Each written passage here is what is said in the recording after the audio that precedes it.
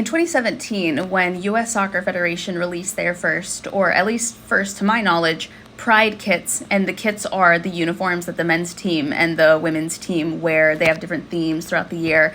They got a lot of feedback, right? Because Pride evokes a lot of emotions in a lot of people, whether it's positive and uplifting, whether it's negative because people be hating for whatever reason.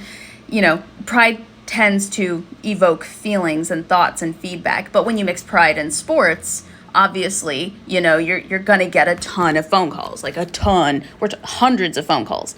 What a lot of people also don't know is, at least at the time, hopefully it's changed by now. It's been almost 10 years, but something tells me it probably hasn't changed, is that no matter where in the world you were, no matter what you were calling about, you got the same person when you called the U.S. Soccer Federation headquarters that at the time were located in Chicago, Illinois. So if your kid was a referee and they lost their badge, you call the front desk, you got the front desk person. If you had a complaint, you call the front desk, you get the front desk person. Ticket problem, same thing. Now, I was the front desk person at the time, so I could transfer your call to the different departments, but I was the admin assistant / executive assistant / main phone bank person / delivery acceptor. I did everything that you would imagine a front desk person do at the front desk of a large organization.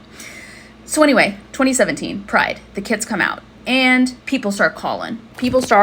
Some people call to thank us for being inclusive. Some people call to just spew what you would imagine they spew. But one of my favorite calls that I will never forget, I have remembered this, I've thought about it at least once a year, every year since this happened, was an old man calls. And of course, he demands to speak to the president, because that's how that works. You call with a complaint, we just patch you right through to the president of the federation, who at the time wasn't even located in those headquarters. We were in Chicago, he was in New York, but I digress. So he calls and he says, I'm sick of this gay stuff being pushed like an agenda, yada, yada, yada, blah, blah, blah, and I'm tuning him out. But then he says, why can't we just go without all this Roy G. Biv stuff? And I immediately caught, I kind of zoned back into the conversation and I said, Roy G. Biv? And he said, yeah, what's with all the Roy G. Biv stuff you're shoving down our throats and in our faces? How come it can't just be about the sports?